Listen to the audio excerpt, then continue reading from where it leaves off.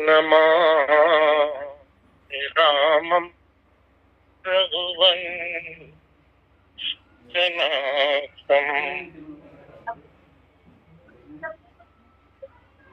मनोजवं मारुततुल्यवेगम्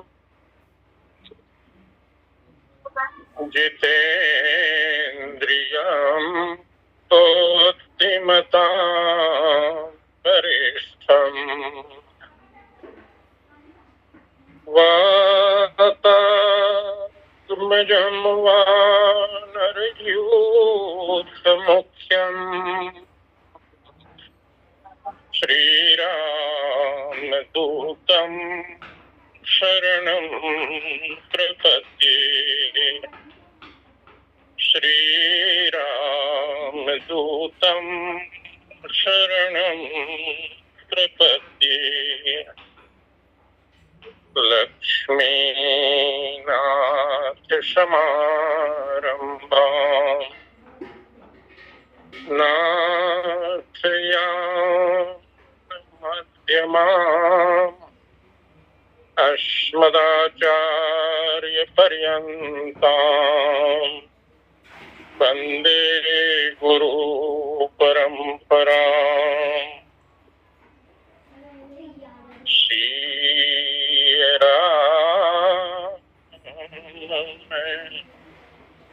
सब जग जानी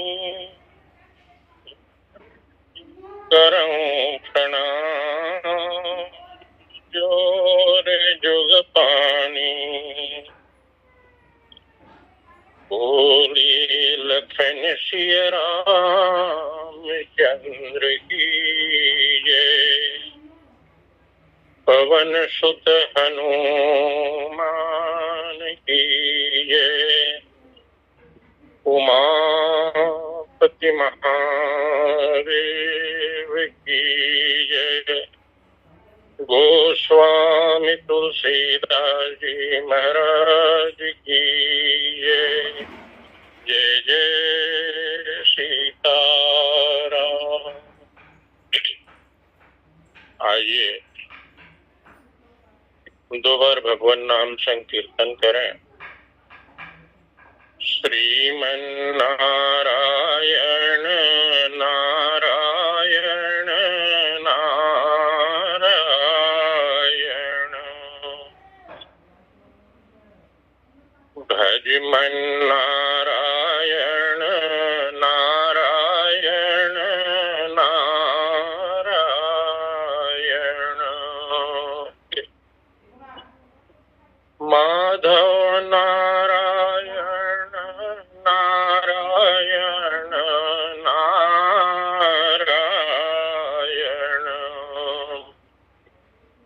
श्रीमन्नारायण नारायण नारायण।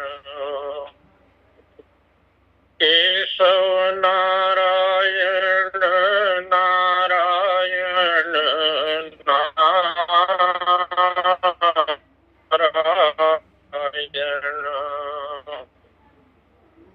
श्रीमन्नारायण नारायण नारायण। गोविंद नारायण नारायण नारायण।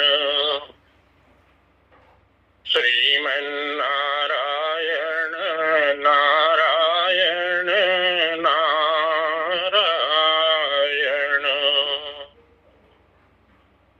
श्री गुरु नारायण नारायण नारायण।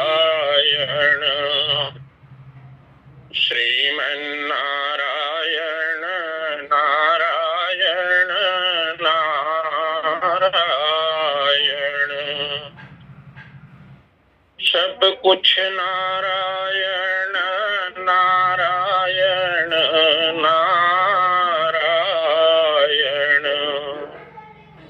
श्रीमन्नारायण नारायण नारायण, भज मन नारायण नारायण नारायण। बोलिए लक्ष्मी नारायण भगवान की जय। भगवत कथा रसिक समादरणीय विद्वज्जन एवं मातृशक्ति तथा कार्यक्रम के संचालक आदरणीय श्री पटेल जी, आइए वाणी करने के लिए भगवत गुणानुवाद का आश्रय लें।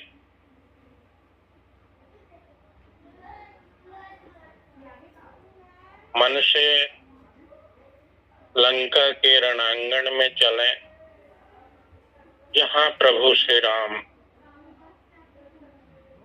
लक्ष्मण जी और माता सीता जी विराजमान है। भगवान शंकर अभी अभी स्तुति करके गए हैं और तब बाबा तुलसी लिखते हैं कि करी बिनती जब शंभु सिधाए, तब प्रभु निकट विभीषण आए। आइए विभीषण जी के जो दिव्य स्वरूप है उसका थोड़ा सा अवलोकन करने का प्रयास करें। बाबा तुलसी सुग्रीव जी महाराज और विभीषण महाराज को जीव मानते हैं और बाबा जी 3 तरह के जीवों का भी वर्णन करते हैं, विषयी, साधक, शांत।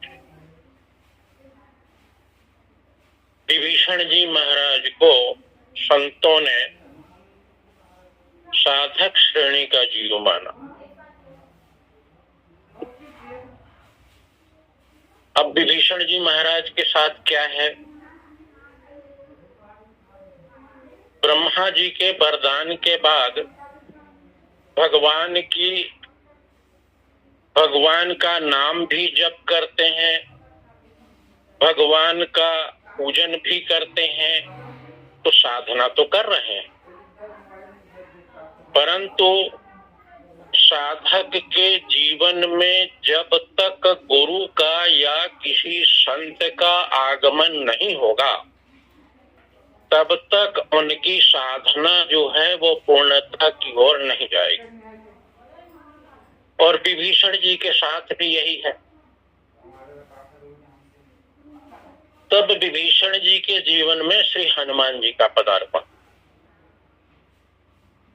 और हनुमान जी महाराज के प्रेरणा से विभीषण जी को एक रास्ता दिखा,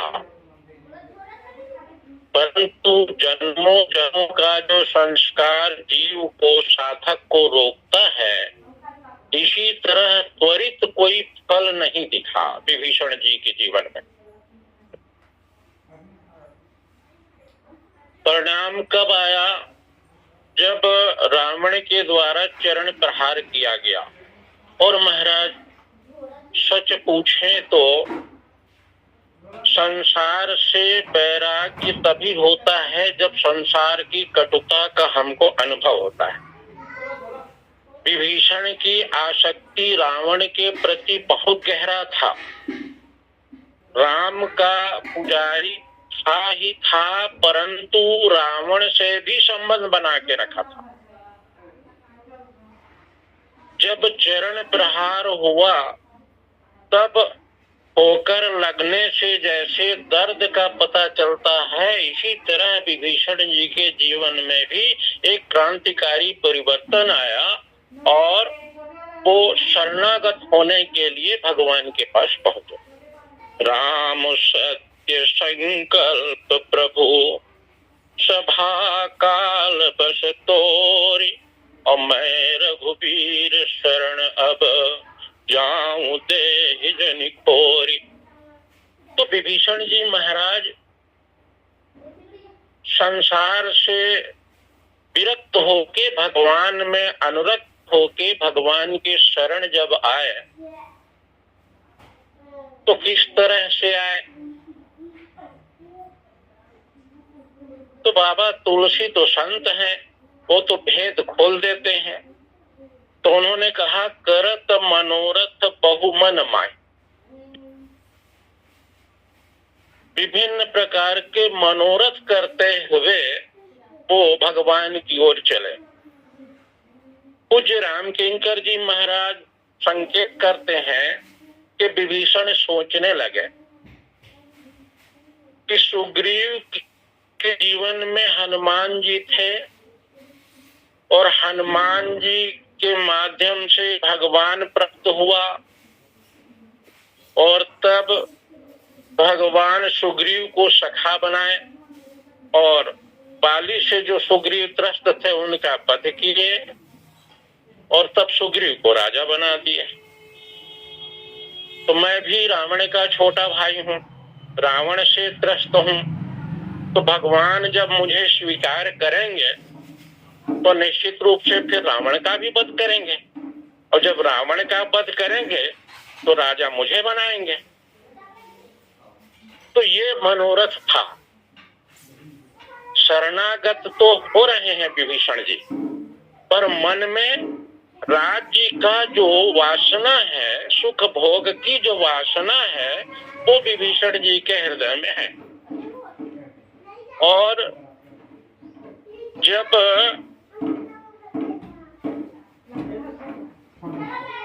भगवान के पास तो ये बात विभीषण जी ने स्वीकार किया कि महाराज मेरे मन में वासना थी, पूरे कछु प्रथम वासना रही, और प्रभु पद प्रीति सरित सोपही। यही है महाराज निर्मल मन, जो भगवान कहते हैं ना कि निर्मल मन जन सो मोहि पावा, अमोहि कपट छल छेद्र न भावा। निर्मल मन का मतलब है महाराज जो जैसा है उसी रूप में भगवान के सामने पहुंच जाए। तो विभीषण जी ने स्वीकार किया, और भगवान तो सर्वज्ञ है, इसलिए जैसे ही विभीषण जी आए, विभीषण जी के मन की बात को उन्होंने जाना, तो भगवान क्या किए, कुशल क्षेम पूछते हैं। कहु लंकेश सहित परिवारा, अब कुशल कुठार बास तुम्हारा, वस कही राम तिलक ही सारा, असुमन वृष्टि नभ भई अपारा। कह लंकेश, भगवान ने तुरंत लंकेश कहा, मानो विभीषण जी के घबरा गए कि प्रभु या प्रभावित हुए कि प्रभु कितने सर्वज्ञ हैं, अंतर्यामी हैं। मेरे हृदय की बात को तुरंत प्रभु जान गए कि मेरे मन में लंकेश बनने की भावना थी और उसको प्रभु ने पकड़ लिया और आते ही मुझे लंकेश कहा। तो प्रभु की सर्वज्ञता और अपनी एक तरह से दुर्भावना, दोनों पर, अपनी दुर्भावना पर लज्जित हुआ और प्रभु की सर्वज्ञता पर समर्पण हुआ। और इतना ही नहीं, अस कही राम तिलक तहि सारा, असुमन वृष्टि नभ भई अपारा। और भगवान ने वहीं पर विभीषण जी को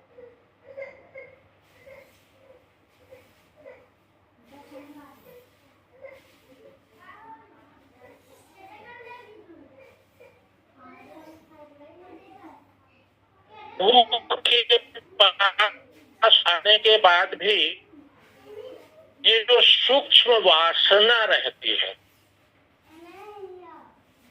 वो कितने दूर तक साथ देती है, कितने दूर तक नहीं पीछा छोड़ती।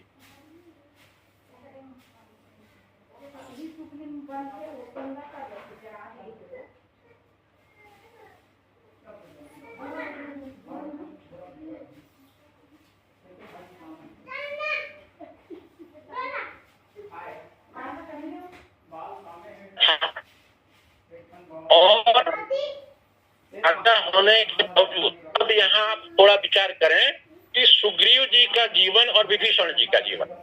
सुग्रीव जी को जब भगवान ने राजा बना दिया तो 4 महीना तक सुग्रीव भगवान का सूझी ही लेना भूल गए।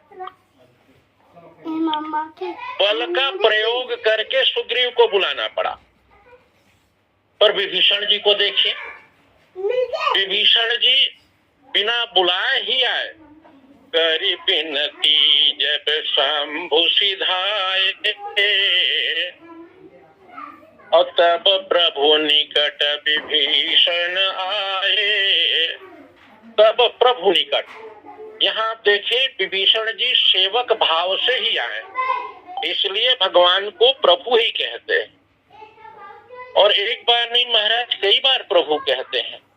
नाई चरण असिरु कह मृदु बानी, और विनय सुनहु प्रभु सारंग पाणी। प्रभु सारंग पाणी धारण करने वाले प्रभु, आप मेरा विनय सुनिए। तो सेवक भाव से आए और वचन में दीनता है, और बनावटी दीनता नहीं है, वास्तविक दीनता है। क्या कि दीन मलिन अहीन मति जाति, अमोह पर कृपा किन्ह बहु भांति। कह महाराज, दीन मलिन हीन, दीन हूँ, मलिन हूँ, मन में विकार है, और जाति से भी श्रेष्ठ नहीं हूँ, पर आपने मुझ पर विशेष कृपा किया। तो इस तरह से सेवा भाव में भी कोई कमी नहीं है, सेवा भाव भी उनके अंदर भरा हुआ है। परंतु आप देखें, हम सबसे छिपा सकते हैं। गांव में एक कहावत है महाराज, क्या कि दाई से पेट नहीं छिपाया जा सकता।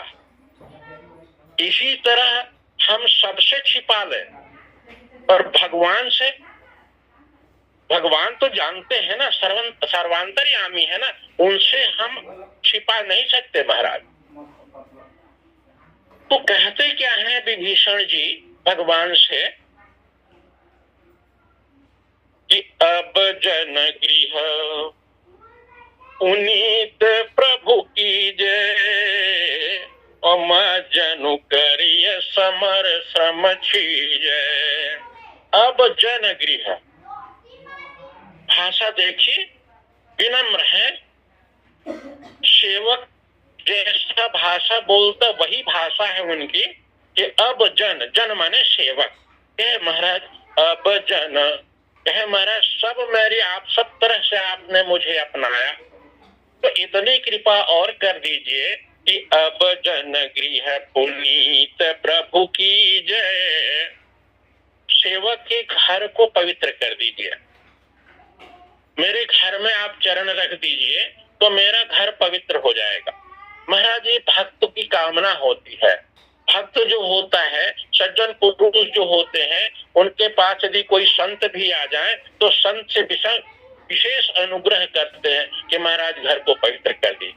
और जब संत जो हैं तीर्थी कुर्वन्ति तीर्थानि, संत जब तीर्थ को तीर्थ बना देते हैं तो उनका घर पवित्र हो जाता है। तो भगवान जिसके घर में पहुंच जाए तो उनका घर पवित्र क्यों नहीं होगा। इसलिए विनय भी करते हैं। और क्या कहते हैं कि देखी कोश मंदिर संपदा, देखी कोश मंदिर संपदा और देहो कृपाल कपिन कहु मुदा। भाषा से ऐसा लगता है कि जैसे एक भक्त जब भगवान को भोग लगाता है तो भगवान को भोग लगाता है, भक्त जब भगवान को भोग लगाता है तो कहता क्या है? त्वदीयं वस्तु गोविंदम तुभ्यमेव समर्पयेत। त्वदीयं वस्तु गोविंदम, आपका दिया हुआ प्रभु आपको ही समर्पित कर रहा हूं और आप कृपा करके सन्मुख होकर ग्रहण कीजिए। पर यहाँ समर्पण भाव इसी तरह दिख रहा है विभीषण जी के भी जीवन में। कहते हैं कि देखी कोश मंदिर संपदा, कहे महाराज घर चलिए और वहां जा करके खजाना देखिए, मंदिर देखिए, घर भवन देखिए, संपत्ति देखिए, और वो सब आपका है। आप वानरों को, सेना को बिना संकोच के उदारता पूर्वक दीजिए। यहाँ संतों ने एक बात कही महाराज, क्या? एक भाव देते हैं कि जब सेना युद्ध करता है और जो विजयी सेना होता है उसके हिस्से में क्या आता है? तो उन्होंने कहा लूट जो है वही उनके हिस्से में आता है। विजयी सेना जो है, पराजित जो है, उससे जो लूटपाट करते हैं और उससे जो संपत्ति मिलती है वो सेना की होती। तो विभीषण जी कहते हैं कि महाराज आपकी सेना ने ऐसा तो किया नहीं, बड़े शालीन सेना है और इनको कुछ मिला भी नहीं, तो इसलिए आप वहां जा करके और अपने सैनिकों को जितना चाहे उतना लुटाएं। अब भाषा से तो यही लगता है कि समर्पण कर रहे हैं, परंतु भगवान जानते हैं विभीषण जी के हृदय की बात को।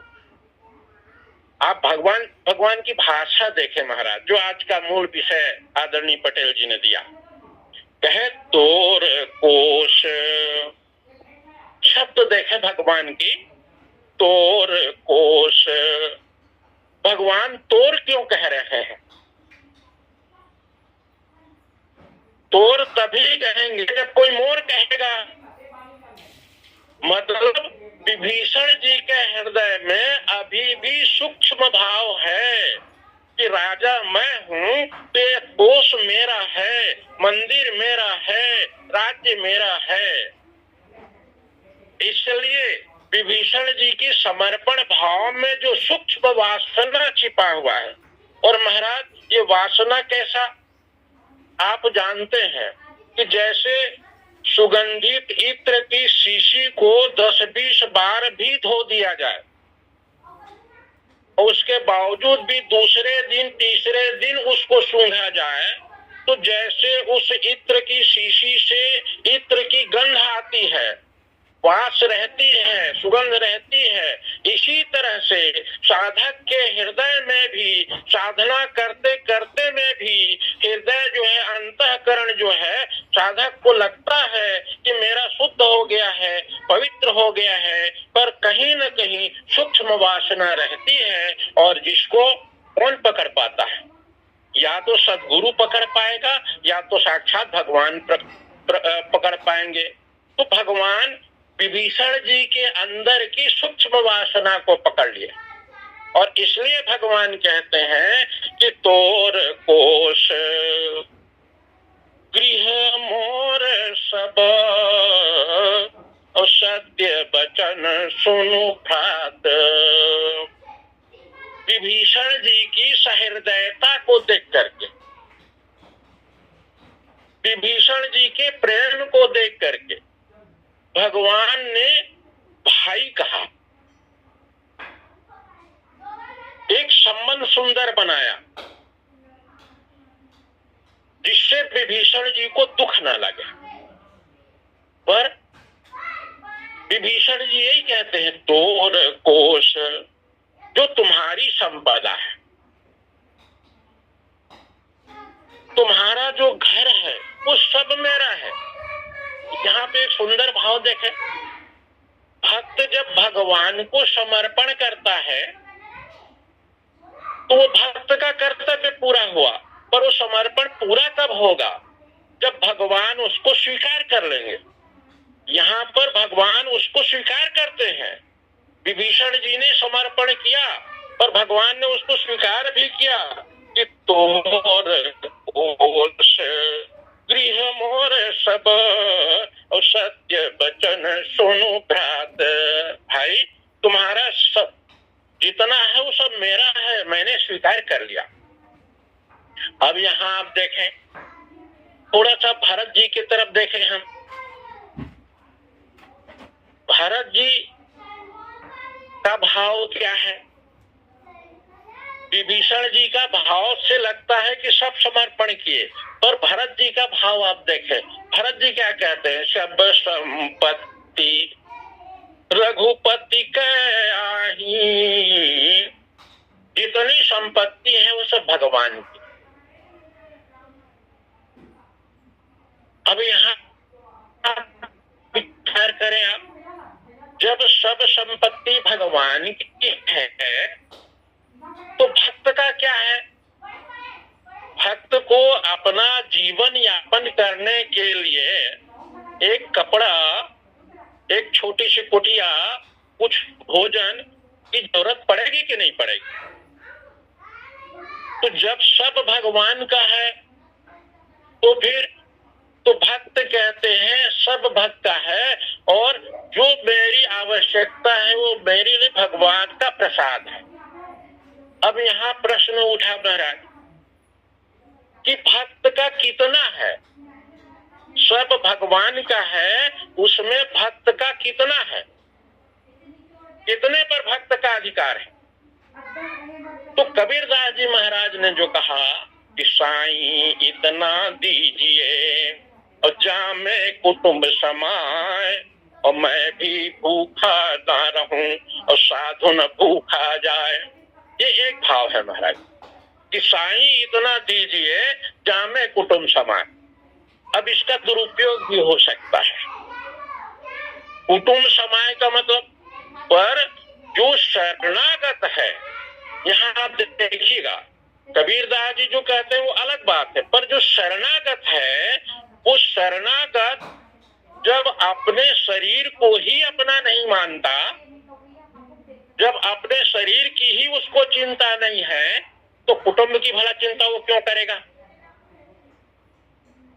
शरणागत कुटुंब की चिंता, अपने शरीर की चिंता जब नहीं करता, अपना शरीर भी वह भगवान को समर्पित कर दिया है, तो फिर कुटुंब की चिंता क्यों करे? तो ऐसे शरणागत के लिए कितना अधिकार है भगवान की संपत्ति में? तो भागवत जी में एक सुंदर श्लोक आता है हमारा, क्या? यावद भ्रियेत जठरम तावत सत्वम ही देहिनाम। यावद भ्रियेत जठरम अर्थात जितना पेट पचा सके उतने पर ही अधिकार है। यावद भ्रियेत जठरम तावत सत्वम ही देहिनाम, उतने पर ही अधिकार है। और यदि उससे वो ज्यादा की कामना करता है तो यावत भ्रियेत जठरम तावत सत्वम ही देहिनाम अधिकम यो भी मन्येत। पेट से पचाने की क्षमता जितना, उससे यदि वो अधिक, थोड़ा भी अधिक की कामना करता है तो वह सहस्तेनम, वह चोर है। और दंडम अर्हति, वो दंड का अधिकारी है, दंड उसको मिलना चाहिए। ये है महाराज। और किस रूप में वो अधिकारी है? तो भगवान के कृपा के रूप में, कृपा प्रसाद के रूप में। तो भरत जी महाराज यहाँ कृपा प्रसाद के रूप में जो भी ग्रहण करते हैं फल फूलों कृपा प्रसाद मानते हैं। पर यहाँ विभीषण जी महाराज अभी भी कोष को, संपत्ति को, मंदिर को, राजभवन को अपना मानते हैं। ये सूक्ष्म वासना जो है, इसके लिए, इसीलिए भगवान कहते हैं कि तोर कोष। अब महाराज आप देखें, जब विभीषण जी के मन में ये सूक्ष्म वासना है और विभीषण जी नहीं समझ रहे हैं, ये भी तय बात है। साधक कभी कभी अपने अंदर के दोष को नहीं पकड़ पाता, तो उसको या तो भगवान दिखाएंगे या तो संत दिखाएंगे। इसी सूक्ष्म वासना के कारण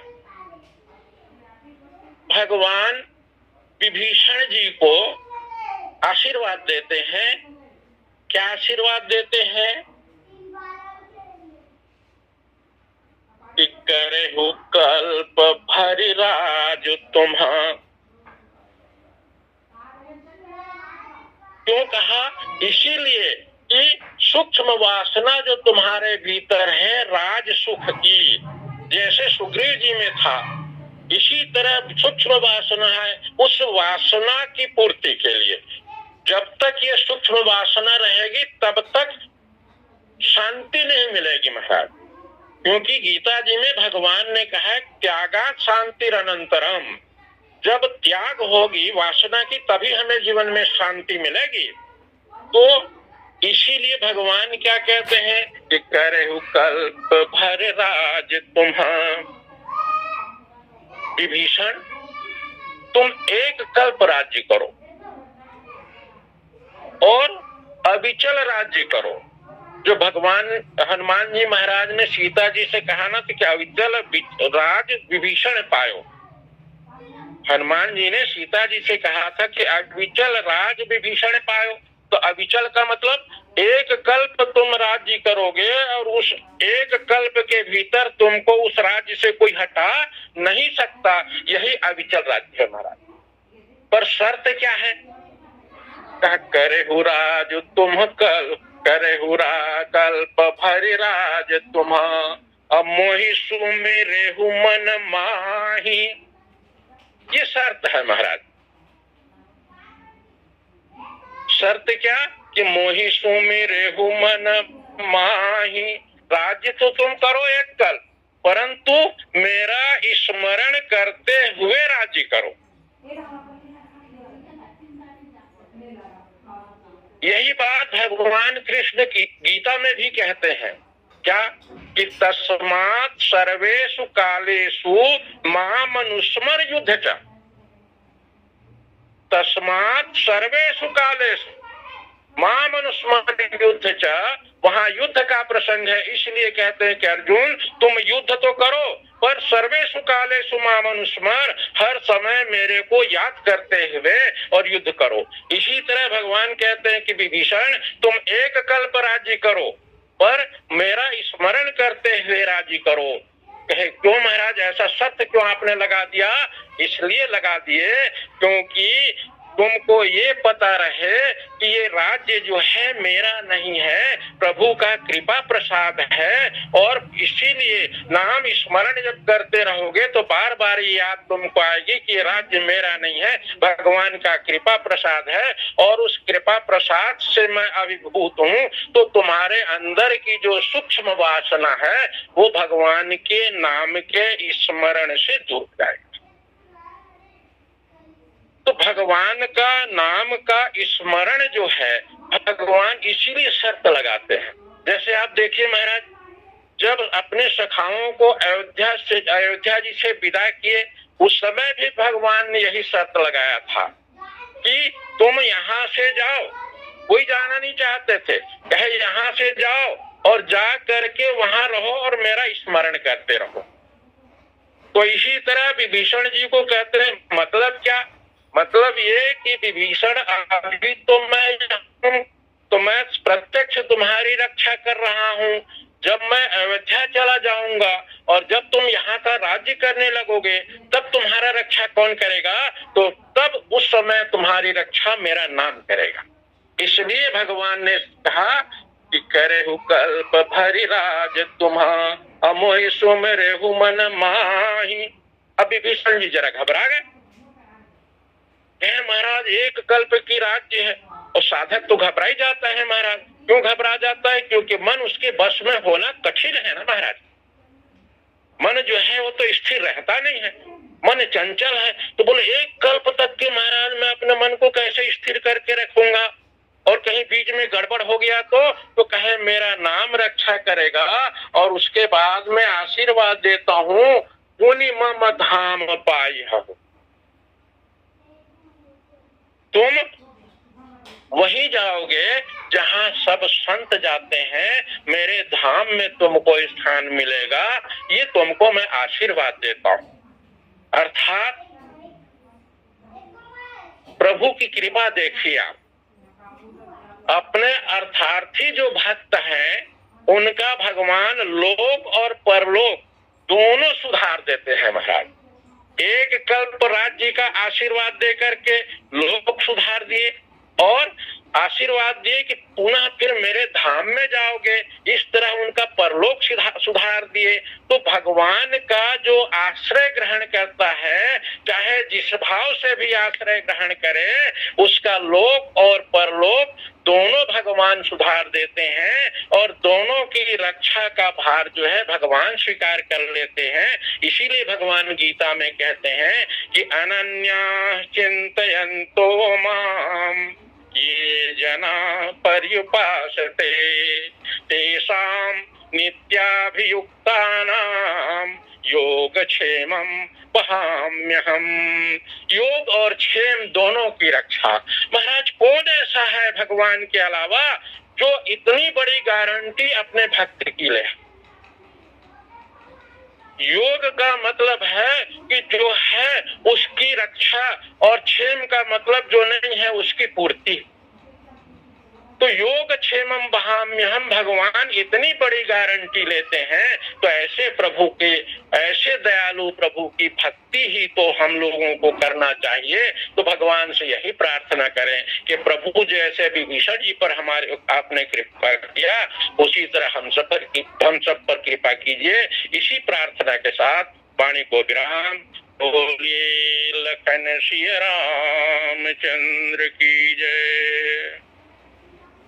बोलिए सियावर राम भगवान की जय। निवेदन करूं पूज्य महाराज जी कपलदा वाले कुछ भाव, लगभग 2 मिनट है महाराज जी, कुछ विचार अपने।